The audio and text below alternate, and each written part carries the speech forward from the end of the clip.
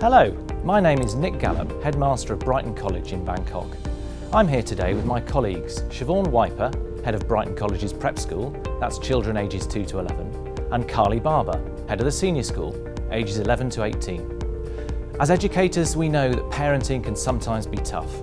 Everyone wants what's best for their children and wants them to succeed in school. And parental involvement is a major factor in children's educational development. But it can be hard to know exactly how to help. So, to help you out, we're here today to answer some of Google's most searched questions on parenting and education. Carly and Siobhan, thank you for joining me. Thank you for having us. No problem. So, question number 1. Should parents limit screen time? Yeah, great question. You know, screens are everywhere in our lives now, and I think we really have to embrace screens and realise that it's not something to be scared of. They are a tool that can facilitate education. But as studies show, we do have to be rather careful with screens. The younger we expose children to screens, the harder it is for them to self-regulate.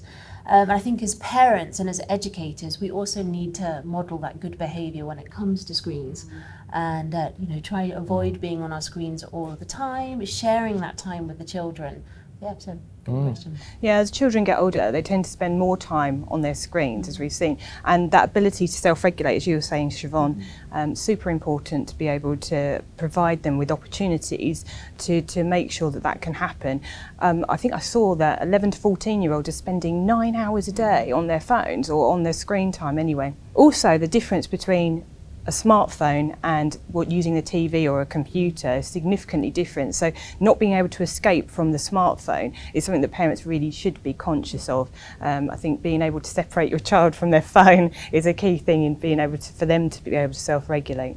But we shouldn't treat the internet as a really sort of a really dangerous thing. It's a real opportunity for curiosity for our children, for them to explore the world, but also to manage those risks to do with the obvious dangers that there are online, but also their own mental health, social media, and getting a good night's sleep, being able to make sure that they have good rhythms and they've got opportunities to move away from the screens. So learning how to self-regulate is so important to ensure that healthy balance between real life and screen time. Yeah, I think so. Absolutely. Question number 2. Should parents help with homework?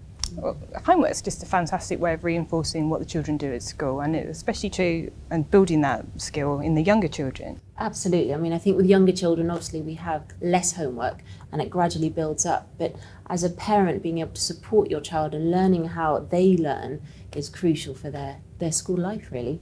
Yeah, it builds a relationship, doesn't it, between the school and home, and the parents get to understand what the strengths of their child are and the areas that they need to improve in as well. No, absolutely. I think it really helps you to understand how your child learns, and being involved in what they're doing at school, being able to support them and just being a part of that journey.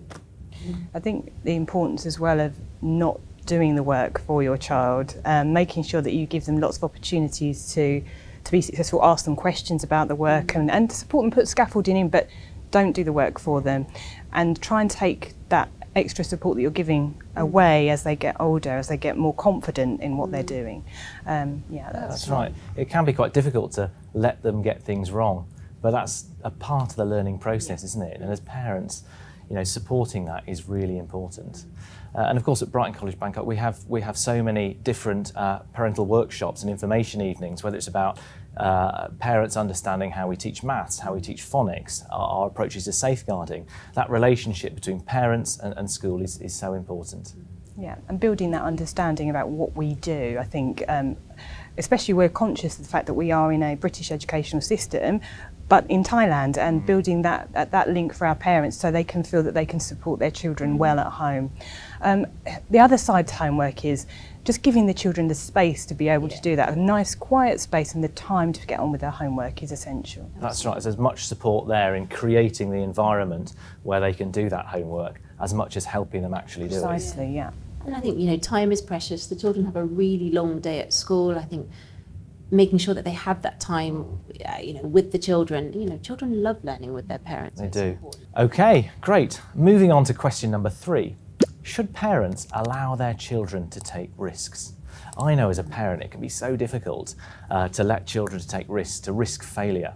But of course it's so important, isn't it? Absolutely, I think is the answer to that one. It's really important that children do learn to take those risks. It's a crucial part of them building that self-confidence. Absolutely, you appreciate as a parent that you can be very nervous about letting the children take those risks, but it's so vital for their development, to grow up into a confident adult, that they learn from a very young age how to take those measured risks. I think, yeah, absolutely.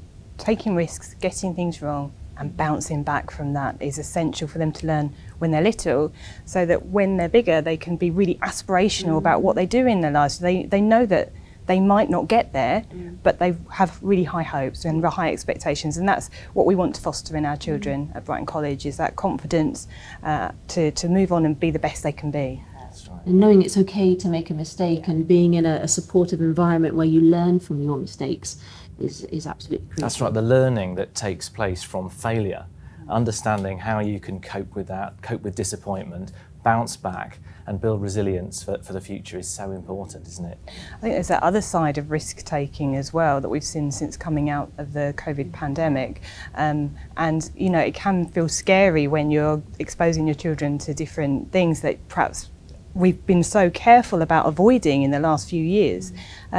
So what would your recommendation be, Siobhan? I think coming out of that COVID thing, as you just mentioned, being in that unstructured play environment is crucial for our younger pupils to be able to develop those social interactions. Not all their life has to be completely structured and timed and things like that. They've been so used to having to stay inside and not being able to play freely that it helps them develop those independent skills and that self-confidence that they need to be able to act in the society. Absolutely. So question number 4. What should parents look for when choosing the right school for their child? That's the question, isn't it? I mean, well, obviously you want to have a really good academic standard. That goes without question, but it's not just about that, is it? It's about the whole child and about their character. The children that leave us, we'd kind of want them to be ready for the world. And that goes beyond the academic results that they have.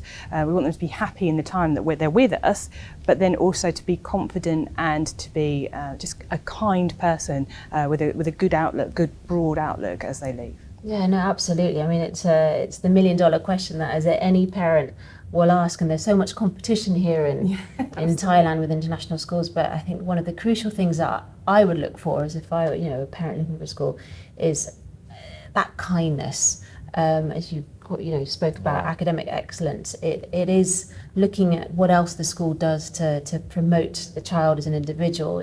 Particularly, do they look beyond the school? Do they look for social outreach projects? And I think at Brighton College, that's something which is very key to what we do, is teaching our children how to be socially aware of what's going on around them, to live in a sustainable environment, and just to be kind to Absolutely. It's not just what you can get out of the school, it's what you can put in, and that's useful to see how those interactions happen within a school. And I'd like to think that if a parent came to see us, they'd see that as they walk around, the respectful consideration for our pupils. Absolutely. Yeah, of course, we want our children to do well academically, but above all else, we want them to be good people, don't we? To make a positive difference in a complex world. Siobhan and Carly, thanks so much for joining me today. Thank you. Really enjoyed it. And to you parents out there looking for the right school for your child, Brighton College Bangkok is an excellent option with wonderful facilities. Our teachers are experts in their fields, build great relationships with the children they teach, aim for the highest academic standards, but above all, provide a happy environment for children to thrive in. Contact us to arrange a visit and come and see why we are one of the fastest growing and best performing schools in the region.